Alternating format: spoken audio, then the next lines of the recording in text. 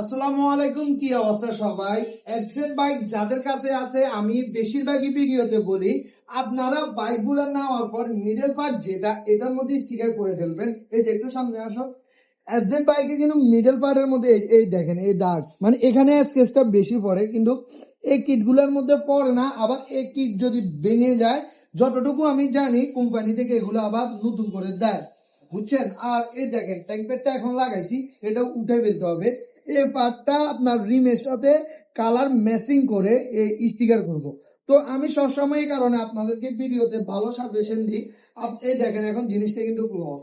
তো এই কারণে আপনি আগে যদি এই জিনিসটা স্টিকার করে ফেলেন, তারপরে এটা লাগান, ওই স্টিকারটা সহজে নষ্ট হবে না। সেম কালারেরও আছে, আবার আপনার গাড়ির সাথে ম্যাচিং করে লাগাইতে চাইলেও লাগানো যাবে। আর আজকের ভিডিওটি হয়তো একটু লং হয়ে যাবে, এই কারণে এই ভিডিওতে দিব না। ওই ভিডিও মানে এই পার্টটা কোন কালার দেওয়ার কারণে গাড়ির সাথে লুকটা জোস আসে, ওই ভিডিওটি ইনশাল্লাহ দেখবেন আমাদের ফেসবুক আইডি এবং ইউটিউব আইডি, টিকটক আইডিতে। তো সবাই ভালো থাকবেন, আল্লাহ হাফেজ।